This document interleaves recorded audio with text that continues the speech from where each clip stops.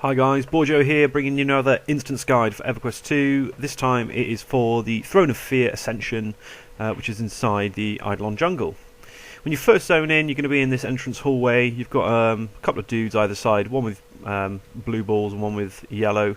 You speak to them, you get a buff. I'm going to speak to the one with the yellow to get a melee buff. If you speak to the blue one, you get a casting buff, which means you can run and cast. Not really quite sure what the melee buff does, but I figure it's probably better than being able to run and cast on a Zerk. So I'm just going to use a totem to run through. This is generally pretty easy. Can take a while to get through sometimes, but as long as you know roughly what you're doing with it, it isn't too bad.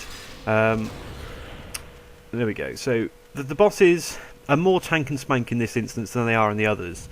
They do have some mechanics, so what I'm going to do, I'm just going to pull the first boss here. On this version, on solo, he doesn't do anything remotely interesting at all, just completely own his face. On the instance, he has a mechanic where he will put a random effect on a member of the party. If they don't move away, it will spread and slowly drain your power. I will do an instance guide eventually on this content, but for now we're just sticking with the solos. So yeah, nothing remotely fun. The second boss at least has a small strat involved. Yeah, there's not a lot of trash between bosses, which is quite good. Even in the instance group version, there's not a lot of trash. What I'm doing is I just literally try to run through this as quickly as possible for you. I think I might even fail here. The second boss is coming up. It's in this room here. You see these platforms just in the next room. Basically, the boss is stationary on the square in the middle of that room. You need to either range him down, which is what I do half the time in the instance, or you go and just jump on one of the platforms till you can melee him and melee him. But you cannot jump on the middle platform. I think you take massive damage and get a knockback. So what I tend to do is if you're going to melee, you can melee safely from here. Just turn yourself on and he'll go down. He will summon adds. The longer you take, the more adds that come. But to be honest, you're going to kill him either with getting none or only getting one if you're really unlucky. Unless you are a low DPS heal class. Right, the key here is don't fall down the holes. Because you can't get back up without dying. See, there we go. There was one of the adds. They spawn on the platforms as well. Generally, the way we work it in the instance, the melee will just run around and hit stuff. The tank holds the adds and everyone burn the boss. It's not hard. Just don't fail on these jumps and you're golden. That's the hardest part of the instance, is jumping across those. The amount of groups I've seen just literally fall down randomly is not shocking, actually, to be honest, with some of the people I play with. But next boss is in the next room already. I'm rounding all this up to AoE it down because it literally is weak trash. I still haven't had any drops. However, I did finally get my first bit of Fabled from the instances on a new ult that I just rolled, of all things, for a piece of gear I couldn't use. So super successful. Right, in this room you've got a load of these imps. Once they're all dead, the boss will spawn. So all I'm going to do is round them all up and kill them. The boss is a giant imp. Again, there is no real effects or anything I've noticed that he's done or does, because he dies so bloody quickly. Yeah.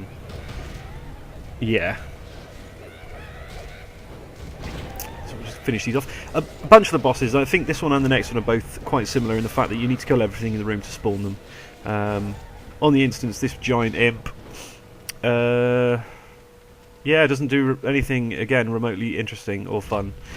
So, yeah, just completely wreck face. I'm just watching to see if I get any effects or anything, but not really.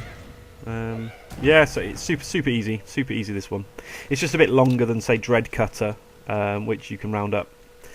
I always check the map because I always end up going the wrong way. Yes, I know the mini-map's there, but I'm still a bit of a noob when it comes to directions.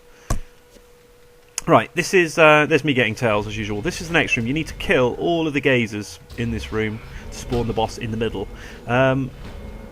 This one will, I can't remember if he does it on solo, so we'll see in a little bit, but in the group he will gaze into your soul. Basically, through testing as much as possible, all I've discovered is you don't want to be stood by anybody else when he's gazing into souls, otherwise, pew pew, down you go. So just spread around, really. Most pro groups probably will say, oh, block it, but yeah, use blockers, whatever. Just don't get hit, basically. So finish all these off with AoE.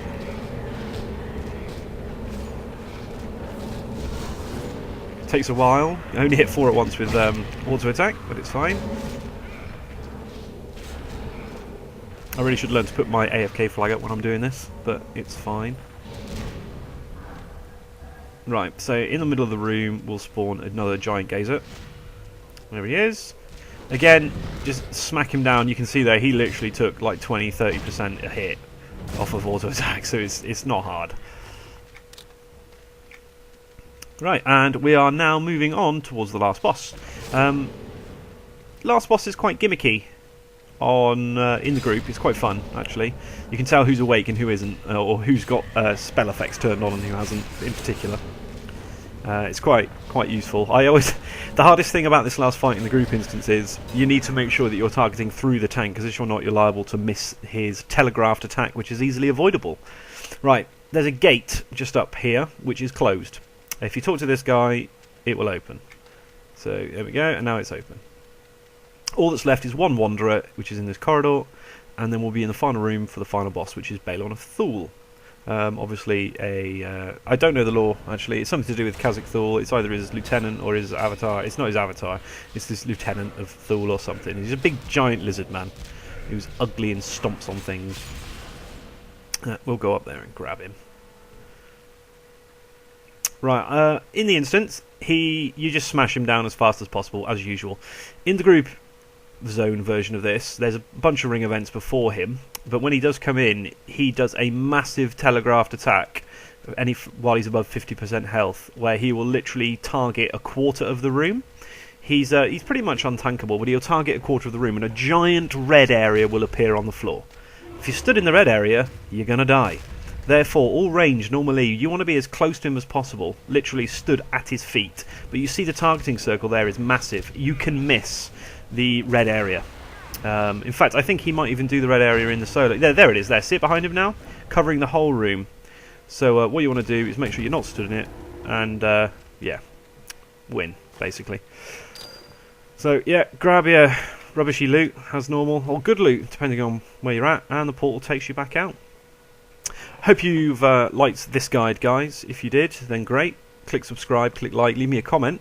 That I do have a few more zones that I'm waiting to do at the moment. Also subscribe to my Twitch channel, Twitch TV/Borgio22, where I stream our raids and whatever else I can be bothered to stream. Thanks for watching. See you guys later.